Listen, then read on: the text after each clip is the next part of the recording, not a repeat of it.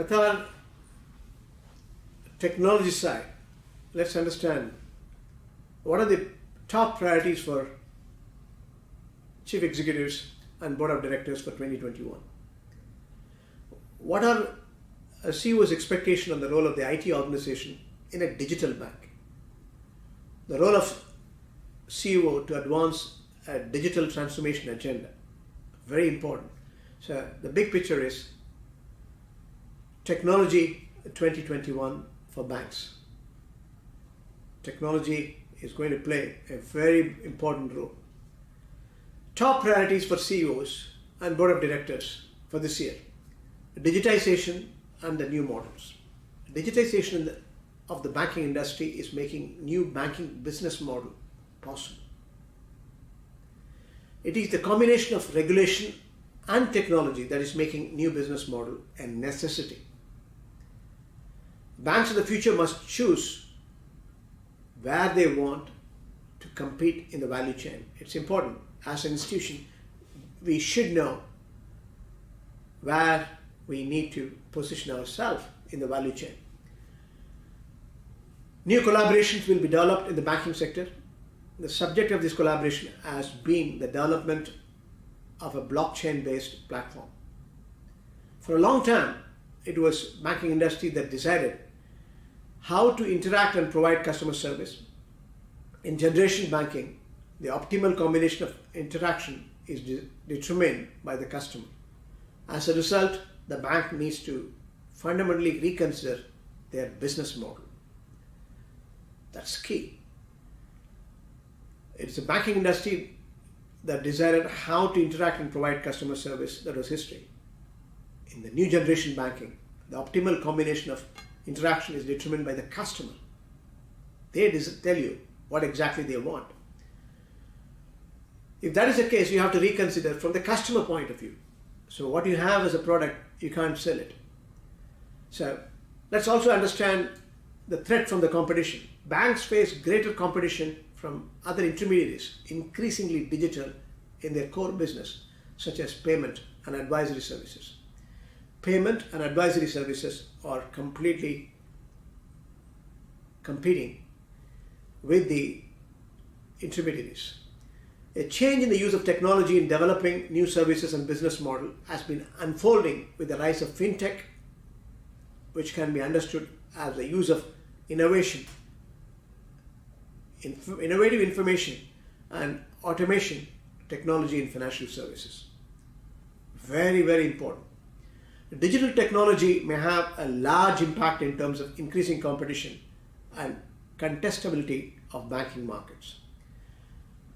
If you look at the universal banking to be more sustainable, will move towards a customer-centric platform-based model, and incumbents will have to restructure in total terms. There are three key business advantages of the universal banking model: broad range of services for customers, a lower cost for customers, and the real economy and greater financial stability. So look at the advantages of the universal banking model. Services, lower cost, and greater financial stability. That's all we need from a CEO's perspective. Most important thing, again, is one more aspect, is monetizing the data. Data can be leveraged by banks to sell new services, thus adding a net new revenue streams. The merchant offerings have provided some phenomenal use case in this regard. Banks in the issuing acquiring business can actually leverage customer and merchant data to offer bank funded offers, which makes them capture a share market, rather a share of a market, I should say, currently owned by the likes of its Groupon. Very important, you gain the share, market share, acquisition of the market share, retention of the market share, both are equally important. It depends on how much you monetize, what sort of value-driven applications you are using in interpreting these informations and making sure you get a value advantage for the relationship. Customer needs it. So you also sell in the process if you understand the customer needs. Banks believe that payments is the area to look at data monetization opportunities, as it provides the right incentives for the different players in the entire value chain. Very important is to recognize this value chain. Now, CEOs also have to look at enabling tech staff to work remotely. Going back to the pre-pandemic normal is a fantasy. It's not going to happen. Once you're used to this convenience and remote control monitoring tools are there with you, employee engagement is total. It's not at a disadvantage. You are not at a disadvantage, provided you understand you have to enable the tech staff to work remotely. Following the strategic directions that we said before the pandemic is counterproductive to work outcomes and efficiency.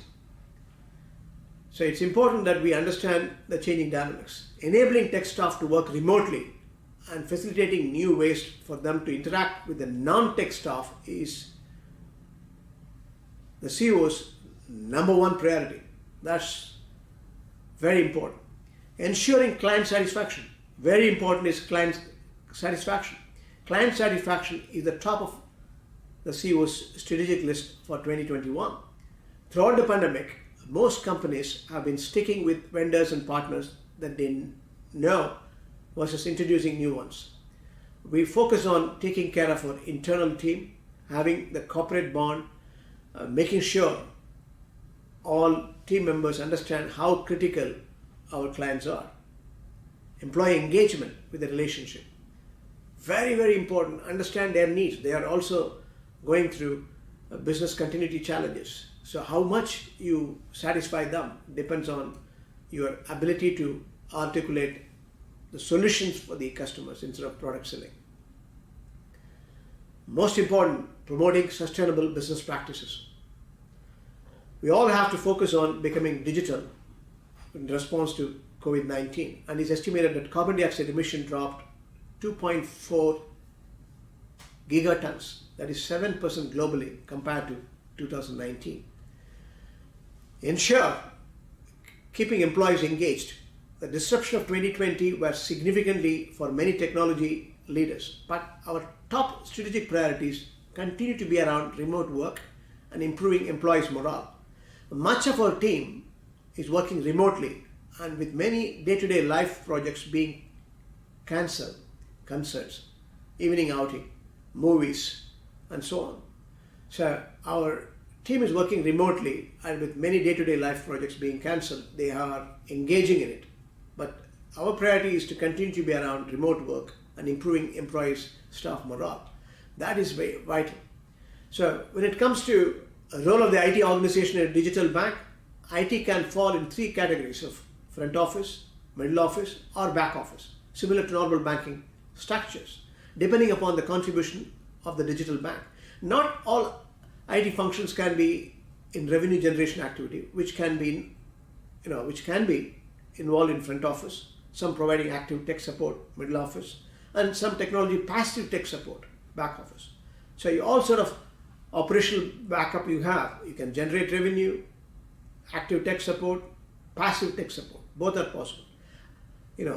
Any bank would become a digital bank by leveraging all the tools and capabilities which are arising from the fourth industrial revolution. So when it comes to my agenda, CEO's agenda, digital information agenda, as mobile banking and digital transformation has begun, IT platform based on a data architecture, cloud computing is very, very, very, very important. Banks generally enter into third parties for cloud adoption services for digital transformation. Big data analytics, which can be in the nature of disruptive, prescriptive, and predictive analytics, are vital to understand customer behavior or can be used in risk management. Very important. Data analytics, which can be in the nature of either descriptive or prescriptive, and predictive analytics.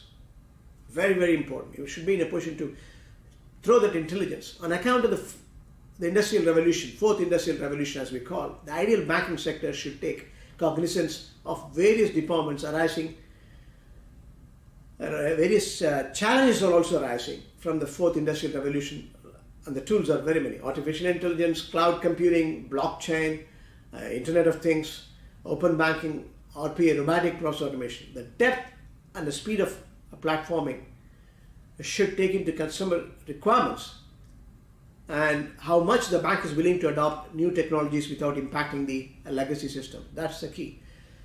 And our transformation journey has got more thrust after COVID-19, with the focus on cost reduction and risk and capital management. Enhanced risk management, regulatory compliance, and remedial management are the key. Enhanced risk management, regulatory compliance, and remedial management. We are focusing on all themes and digital information and transformation, I should say. Digital transformation and customer experience will also factor lessons from COVID-19. The key challenge is in the execution. Any organization partnering with the teams, articulating the benefits from digitization and value proposition for the customer. Collaboration. The technology, business, and product development teams have been intense brainstorming sessions to understand the benefits of required for the customers. So, digital transformation, we have done something on the Easy Pay wallet. Platinum experience with the Lulu Master Credit Card. As far as Doha Bank is concerned, we are still working on the digital transformation, intend to fast pace after COVID-19. Other transformations, branding Doha Bank at Qatar and representative office locations to promote cross-border relationship and offering, leveraging technology for knowledge sharing. These are the various tools we are using to make sure we are on the go to promote the value advantage. We adopt ourselves, embrace the change, and move to be competitive and confident in terms of efficiency, customer-centric values.